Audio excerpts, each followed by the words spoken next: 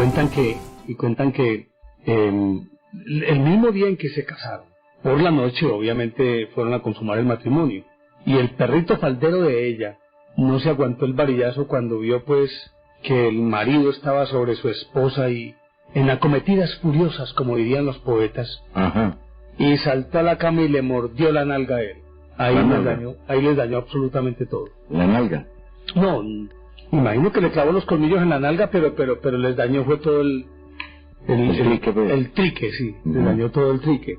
Pero es que cuentan que él era, inclusive a decir de ella misma, Josefina decía de él que era como un bombero, rápido y furioso, presto a apagar el fuego. Y parece que en ese sentido Napoleón como que le gustaba era todo rapidito. Rapidito es rapidito. Se llamaban el gallo, pues. Algo así, algo así. Entonces, le vuelvo con mi cuento, Juan, que le estaba contando pues que Napoleón tenía esa característica, y como era obviamente un militar, como un militar era especialista en operaciones rápidas. Ajá, con el sable. Sí, en operaciones rápidas, y lógicamente que eso al parecer como que no le gustaba mucho. Bueno, que sea rápido en el campo de batalla y todas esas cosas, vaya y venga. Pero a Josefina parece que no le gustaba como mucho eso. Pero es que la historia de ellos es una historia bien interesante. Por el hecho de que ella se llamaba Josefina Beauharnais, y esto por el apellido de su esposo. Resulta que ella se había casado con Alejandro de Beauharnais. Ella no era, es decir, era francesa, pero no nacida en territorio continental francés, sino una posesión francesa aquí en Martinica, en el Caribe. Martinica, sí señor, allá donde hablan patois. Eso es. Y realmente... Y ella era morena, ¿no? Sí, ella era morena. Se llamaba María Josefa Rosa. Lo de Josefina fue una fantasía que se inventó su primer marido, Beauharnais, como para darle también cierto toque de distinción. Ella había nacido en 1763 y llegó a Francia, y aunque su familia era una familia acomodada y como de cierto abolengo, no tenían un franco, pues que llaman. Y por lo tanto la casaron con un noble. Cuando ella fue a Francia, pues era una muchacha rústica, proveniente del Caribe, que no tenía las maneras de la corte francesa, y parece que le hizo pasar más de una pena a él, hasta el punto de que inclusive ni siquiera la sacaba de la casa. Y de pronto cuando tenían la posibilidad de sacarla de la casa, ella como que desplegaba esas alas, pero ¿de qué manera? Era medio salvaje, pues. Así es. Claro, tenía sangre latina. Claro. Resulta que él la devolvió. Sí, es decir, sí, continuó casado, pero la devolvió. Pero estando en Martinica hubo una rebelión de los cañeros, de los que cortaban caña, y parece que se tuvo que devolver a las volandas para París, y llegó cuando estaba en plena Revolución Francesa.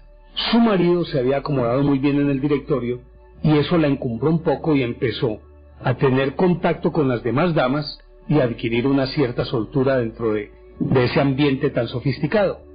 Sin embargo, en un momento dado a su marido le cortaron la cabeza, ella quedó viuda, y ella también estuvo a punto de ponerle el cuello a la guillotina, y la salvó, como a muchos otros, el hecho de que Robespierre hubiera sido guillotinado. Cuando matan a Robespierre, ella tiene la posibilidad de irrumpir en los salones de la alta sociedad francesa, y conoce a Paul Barras y a otros tantos, y se encumbra. Paul Barras era el mariscal, ¿no? El general amigo de Napoleón. No, era el jefe del directorio. No era militar, sino que cuando ocurrió lo de la Comuna de París, llamó a Napoleón, que ya venía victorioso, del sitio de Toulon. De Toulon. Sí, señor. ¿Toulouse o Toulon? No, fue Toulon, el puerto de Toulon. Bueno, lo cierto del caso es que él regresa y le apaga ese fuego, y lo introdujo entonces Paul Barras a la alta sociedad, pero que era un muchachito, que él tenía 20 años. Napoleón.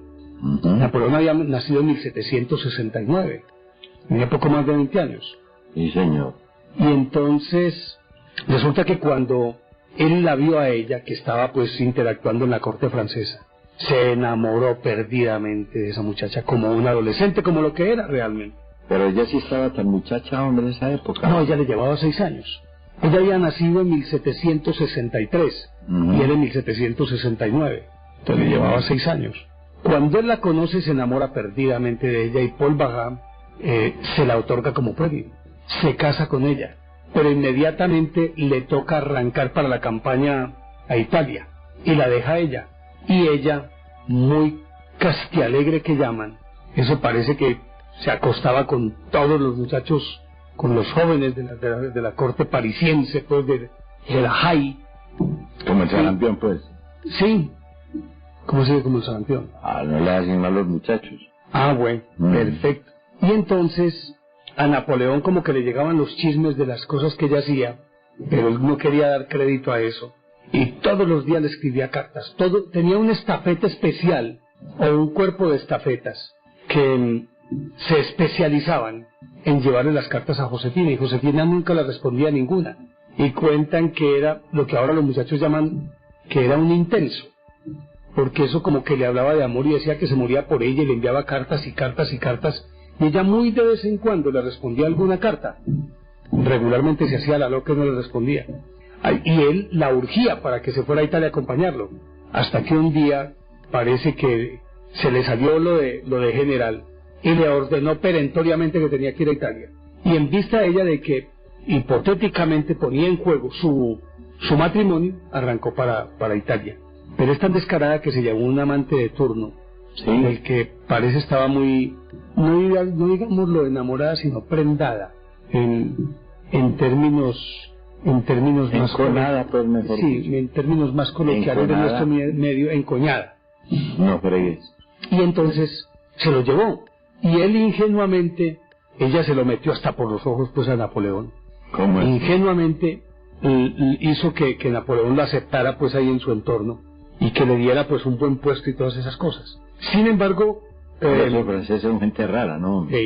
Sin embargo, estando con él en Italia, como decían las abuelas, se las apañaba para estar con su amante, hasta que Napoleón se dio cuenta y lo iba a fusilar. Porque además ella era una derrochona, y entonces Napoleón iba a fusilar al amante y ella se tuvo que arrodillar y pedirle que no lo fusilara. Y los hijos de ella, que llamaban Hortensia y Eugenio, y Napoleón los quería muchísimo, parece que también intercedieron. Lo cierto del caso es que el tipo salvó el pellejo, pero lo mandaron por allá para el frente también. Y luego pues él retornó ya más o menos como la historia que conocemos. Ella siguió por ahí con sus aventuras, sus devaneos. Napoleón muy ocupado en la guerra y haciéndose hasta de la vista gorda, pues, es decir, él era un tipo que sabía llevar bien los cuernos, por lo menos es lo que históricamente se acepta, ¿no? El tipo tenía cabeza para eso, ¿no? Sí. Sí, le acomodaban bien los cuernos. Hombre, eso son culturas, ¿no? Eso seguramente se deriva de ese relajamiento y de la forma en que se vivía en esas cortes absolutistas, ¿no? Recuerde usted lo que pasaba, por ejemplo, en la corte de Luis XIV. ¿Con cuántas muchachas era que se acostaba Luis XIV en el Petit Trianon? Él tenía ¿cómo es? 21 más o menos, ¿no? Y tenía como era que se llamaba, hombre, el Jardín de los Ciervos. ¿Cómo era? Sí, el Jardín de los Ciervos, claro, pues el Jardín de los Cuernos. Algo así. Sí, y entonces ella, pues él sí, la que lo va a traer tintico. Gracias, mijo, muy amable. Pues hombre, esa forma un poquito disipada, ¿no? Disoluta en que se mantenían esas relaciones, era una actitud un poquito extraña, porque en esa corte precisamente la gente, los hombres se vestían de mujer, y se vestían de mujer porque ellos tenían la impresión de que la mayor manifestación de lo que es la ternura está en la mujer. Entonces utilizaban vestimentas de mujer, se ponían pelucas, se echaban polvo y un poco de vainas, y oiga, pues no eran del otro lado, no jugaban en el otro equipo, simplemente asumían una posición que tenía mucho recibo social. No había problema pues que se pusieran esos faldones y esas calzas que era como una media pantalón, pues lo que usan las mujeres ahora, pero eran unos espadachines formidables y y eran hombres, ¿no? Eran machos en el sentido de la palabra. Sin embargo, el atuendo que llevaban era un atuendo de mujer. Y las mujeres, pues, en esas cortes, era, digamos, lo que podrían llamarlo griego la etaira, ¿no? La cortesana, la mujer que está dispuesta a cualquier aventura amorosa en esas cortes galantes en donde no había sino únicamente derroche, nada más. Porque el asunto ese de gobernar y de encargarse de los asuntos del Estado, pues como que no era la prioridad, no era lo primordial. Ellos, a ver, hombre, a ver, Carlitos, muestra a ver. Bueno, ahí lo tienen ahí, pues, vestido, ¿no? Está una de las fotos, ¿no? Uno de los retratos que le hicieron a él. Mire, ahí tiene usted las famosas calzas, aunque no tiene el faldón, tiene un saco que llamaban paletó. Pero si usted mira más en esos caballeros de la corte, miremos por ejemplo los tres mosqueteros y todos sus personajes de la época, utilizaban hasta enaguas, hombre, por Dios. Esos tenían un poco de vainas para vestirse de gala y llegar a la famosa corte, pues no, estamos hablando de la corte más reluciente que hubo en esa época durante mucho tiempo, ¿no? Que fue la corte del rey Luis XIV, llamado el Rey Sol. Eso... Pero claro que esto es muy posterior. Lógicamente, lo que estábamos hablando es de una tradición que ya se mantenía dentro de la sociedad francesa, sobre todo dentro de la alta sociedad, que era, pues, la frivolidad por encima de cualquier cosa, ¿no? La frivolidad, eso, en el caso de los españoles, causaba un escozor y una ira que... Precisamente hubo un término que se utilizó mucho en España cuando los reyes españoles quisieron imitar a los franceses y llenaron su corte de italianos y franceses para adquirir maneras, adquirir modales, porque no los tenían. Entonces que los españoles que llegaron al poder en su máxima expresión eran castellanos, ¿no? Isabel la Católica era de Castilla, ¿no? Y Fernando también. Toda esa gente pues tenía unos modales muy bruscos, eran campesinos muy rudos, pero que cuando consiguieron plata, cuando les empezó a llegar el oro de aquí de América, entonces quisieron ponerse a la par de todas las cortes europeas y llenaron esa corte de italianos y de franceses. Al pueblo español eso lo exasperaba, le daba ira que estos franceses estuvieran metidos allá y prácticamente pues los tenían poco menos que en el apelativo de maricones. Simplemente era esa la actitud que tenía el machista pueblo español, ¿no? Porque el pueblo español es un pueblo muy machista. Y le voy a contar una anécdota que tiene que ver con la lingüística. Anteriormente la S en español sonaba S, ¿no? Así como suena en francés, ¿no? Usted ha visto que en francés se dice maison, raison, poison. En español también se pronunciaba así, se hacía rosa, peso, beso. Pues el pueblo comparaba esa pronunciación con la del francés y dijeron, no, nosotros no nos podemos parecer a estos tipos, y cambiaron eso. Entonces ya empezaron a pronunciar la S de otra manera, precisamente para no parecerse a los franceses. Esa era, digamos, la costumbre y la tradición. Y llegando a Napoleón, pues hombre, la Revolución Francesa sí acabó con la nobleza, esa era la intención, pero los que lo suplantaron, no vaya a creer que tampoco asumieron pues posiciones imperiales, ¿no? Por ejemplo, ese poder de Robespierre, eso era una cosa exorbitante, ¿no? Exagerada, era peor que cualquier reyesuelo de esos que lo habían antecedido, ¿no? Sobre todo que lo que ellos más criticaban era precisamente lo que hacían, disponer de la vida y hacienda de los demás en una forma brusca, vulgar, sin consideración de ninguna especie. ¿Cuántas personas mataría Robespierre, por ejemplo? Muchísimas. No se sabe, ¿no? Muchísimas. Pero la gente que pasó al cadalso y simplemente por el hecho de pertenecer a otra clase, pues eso fue terrible. Eso también hay que mirarlo digamos, objetivamente desde la historia cómo la situación cambia mucho y pasa siempre así. Se presenta lo que llama la reacción, y la reacción a veces es más exagerada y más brutal que la causa que provocó esa reacción. Y usted, por ejemplo, lo que pasó con el comunismo. Los zares eran unos tiranos, ¿no? Unos bárbaros. Pero después, cuando llegó Stalin, no se quedó atrás. No se quedó atrás, sí, señor. Pues lo cierto del caso es que la revolución en aquella época, la Revolución Francesa, pues produjo una clase social muy especial.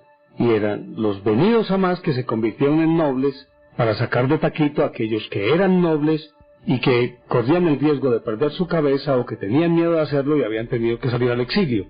Algunos de ellos, y creo que en buena proporción, simplemente lo que hicieron fue acomodarse al nuevo statu quo y se acabó el cuento. Pues Josefina, siendo una mujer de pueblo, y aunque procedía de una familia con cierto abolengo y con dinero, de todas maneras, lo que ocurría siempre con ellos, los que venían de las colonias eran considerados ciudadanos de segunda, así fueran ciudadanos de ese país, como ocurrió con los españoles aquí en América. Los hijos de los españoles, pero nacidos en América, eran considerados españoles de segunda categoría. Eran los criollos. Exactamente, los famosos criollos. Lo cierto del caso es que Josefina no se paró en pelos para ponerle cuernos a Napoleón. Cuando ya él tuvo la práctica certeza de que en efecto ella le ponía cuernos, casi hay divorcio. Pero resulta que por petición expresa de Hortensia y Eugenio, los hijos del primer matrimonio de Josefina, no se divorciaron. Por el contrario, después de que Napoleón se coronó emperador en 1804, ellos y ella abogaron para que Napoleón se casara por la iglesia con ella, lo que en efecto hizo, una ceremonia pues por la iglesia. Antes había sido una ceremonia civil. Y sin embargo, como todo emperador que se respete, y mucho más alguien salido de la entraña misma del pueblo, cuando llega a una instancia como esa, pretende ser más papista que el Papa. Él quería tener un sucesor, más o menos lo que le ocurrió a Enrique VIII, un varón, y resulta que Josefina no pudo tener un hijo.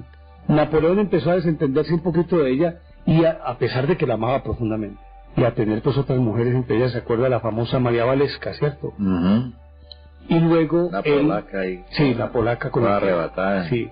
Y luego él se casó con una princesa de la casa austrohúngara, de la casa Habsburgo, si no estoy mal, y se casó con ella, creo que era María Luisa o María Cristina. No, María Luisa. No, María Luisa. María Luisa. Se casó con ella, se divorció de Josefina buscando un sucesor, un varón. Lo cierto del caso es que ella le puso los cuernos que quiso, cuantas veces quiso. ¿Quién? ¿María Luisa? No, Josefina, Napoleón.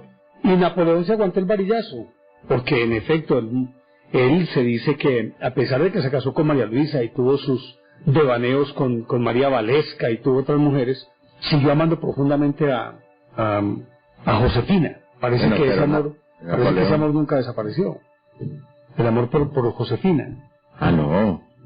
Es que ese primer impacto, el primer amor prácticamente fue su primer amor. El primer amor de Napoleón, un muchacho apasionado, mediterráneo, ¿no? Porque es que Napoleón nació en Córcega, nació en una isla del Mediterráneo en donde la tierra es caliente, ¿no? En donde la actitud de los hombres es diferente, ¿no? Pues hombre, seguramente que la pasión y el fervor por esa mujer lo dominaron toda su vida, ¿no? Esos son impactos que son muy difíciles de olvidar, ¿no?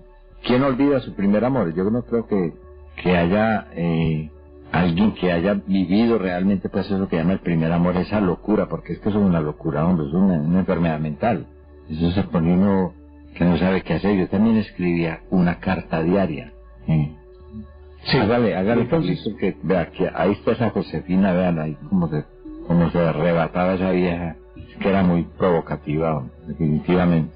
Entonces yo estaba en un internado y conocí a una muchacha y le escribía una carta diaria. Todos los días me paraba a ver pasar el camión del Peñol para entregarle al chofer la carta. Ahí estaba la muchacha esperando la carta en apenas llegaba el carro, no había ningún carro nada más. Yo creo que esas locuritas pues difícilmente se pueden borrar de la mente. Yo creo que lo dejan a uno marcado definitivamente, irremediablemente, ese asunto del primer amor. Y hay mujeres que no pueden superar eso, ¿no? Que se quedan fijadas a eso. Aquí el caso fue el contrario. Aquí fue Napoleón, porque ya pues Josefina estaba como Pénjamo, pues, ¿no? Ya había conocido muchos hombres, ¿no? Pero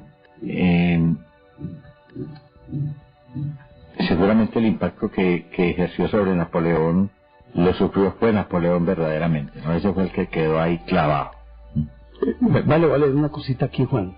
Fue famosa por los gastos suntuarios. Estoy leyendo de un libro que se llama El libro de los hechos insólitos, en la página 86.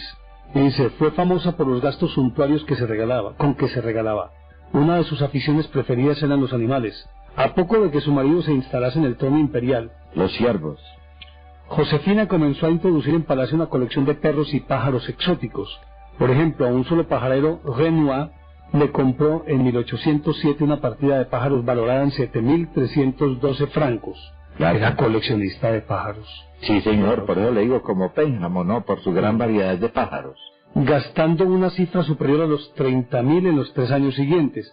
Era aficionado a las plantas raras, pero que de todo el mundo comenzaron a llegar a palacio toda clase de plantas y árboles exóticos. Se dice que por su iniciativa se plantaron en Francia por primera vez eucaliptos, catalpas, camelias, dalias, mirtos, geranios, mimosas, cactus y unas 150 variedades nuevas de rosales. Pero su gran placer y su mayor gasto eran los vestidos de medias de seda, eran los vestidos. Por ejemplo, en un solo año compró 20 chales de cachemira, 73 corsés, 70 pares de medias de seda, 780 guantes y 520 pares de zapatos. En 1809 tenía en su guardarropa 676 vestidos nuevos, 252 sombreros y multitud de cintas, flores de tela, plumas, tules y otros adornos y complementos. La viejecita que no tenía con qué cubrirse. No tenía con qué taparse, sí. No tenía con qué taparse. Y obviamente que todo esto salía del erario, ¿no? Salía del erario, y Napoleón satisfacía todos esos caprichos simplemente porque estaba profundamente enamorado. Sin embargo, ella le ponía todos los cuernos del mundo, y a pesar de que él sabía que eso ocurría, terminaba simplemente aguantándose el varillazo, porque la amaba profundamente, lo cual uno difícilmente puede comprender. Un hombre de esa temeridad, de ese arrojo, de esa valentía, de esa capacidad para dirigir un ejército, de esa agresividad para invadir países, y lo dominaba la mujer. No, es que un hombre sin cuerno es un animal indefenso, hombre honesto. Sí. Sí. Ah, bueno. Por eso era tan vigoroso y tan fuerte en la guerra, ¿no? Sí. Con esos cuernos que algunos tenía. son topos inclusive. No, hay unos que no les nacen, sí. Eso es. Pues son muy descalcificados. Sí, yo me considero de esos. Sí. Descalcificado. ¿Vos sos descalcificado? Sí, definitivamente. Bueno, lo que pasa es que eso te pasa todo para la nariz. Probablemente también. Sí. Dejémoslo así. Muy Dejémoslo bien. así, más bien. Sí. Hombre, en el caso de Napoleón y de Josefina, es un caso que en muchas ocasiones en la historia se ha dado el hecho de que los hombres terminen muchas veces por amor, otras veces por conveniencia, aceptando tranquilamente los cuernos que le puede pedir, que le puede poner su mujer.